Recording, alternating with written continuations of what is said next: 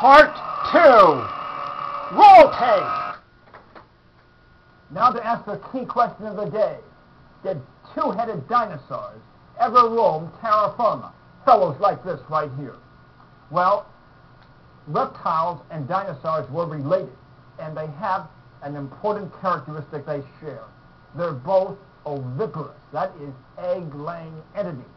And we have many cases of two-headed turtles and two-headed snakes, and the fact is that a two-headed entity has a better chance of survival in its passage through the birth canal if it's protected by an egg than if it's a live birth as in a mammal. Now, there is a two-headed snake down at the San Diego Zoo. It's a corn snake named Thelma and Louise. Let's take a look at it in action. Roll tape.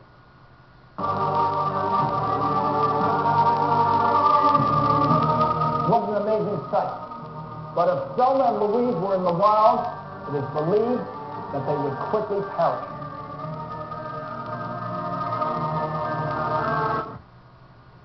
So, could this two-headed Tyrannosaurus rex have survived in the wild, say 65 million years ago? Well, you can see an immediate problem. The left head might want to chase prey on the left side, the right head prey on the right side, and that indecision would allow the prey to escape. But T-Rex was also a carrion eater, a scavenger who ate dead dinosaurs. And dead dinosaurs did not run away. And how about this fellow right here, two-headed brontosaurus, otherwise known as the apatosaurus, an herbivore, a plant eater. The left head wanted to eat plants on the left side, and the right head, those on the right, no problem. Trees do not run away. So it's certainly possible that these entities could have existed during the era of the dinosaurs. And I'm going to make a prediction right here on the Amazing World of Bizarre Videos that within the next 20 years, somewhere on Earth, a paleontologist will find one dinosaur fossil with two heads and have to agree that two-headed dinosaurs did indeed exist here. And I might also add that on other planets, such entities may be quite common, not necessarily in our solar system, but beyond. Dinosaurs died out on our planet, but on some worlds, they may have assumed dominance, and these two-headed entities would be among them. Yes, no doubt about it. Now, to ask if Chinese mariners beat Christopher Columbus to the New World, perhaps by 3,500 years. Back in 1974, Bob Maestro was fishing for lobster off of the coast of Palos Verdes, California. But he didn't find lobster. He found an unusual circular stone object with a hole in the center that appeared to be an ancient Chinese anchor. Let's take a look at what he found now. Roll tape! I would just, like a depression, I would scoop these sandy shells into this bag. I found this one, and the depression kept getting deeper and deeper and deeper. And then it not only went this way, but it went this way. And I thought, that's really peculiar. So I stuck my hand down and I lifted this stone up. And we brought it into the shop that weighed 280 pounds.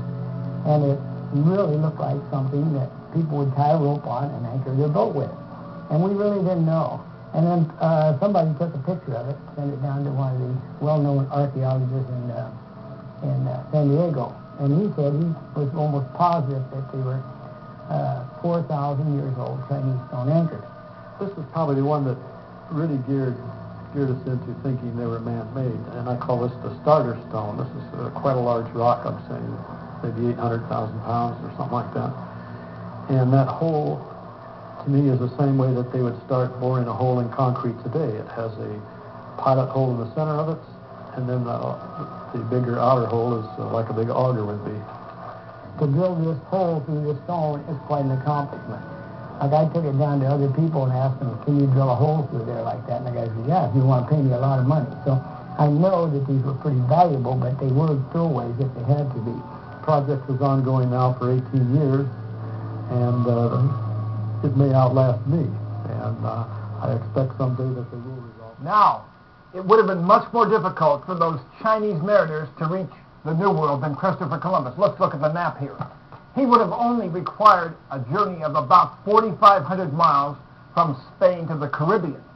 Contrary-wise, those Chinese sailors would have taken a trip of 9,000 miles to reach Southern California.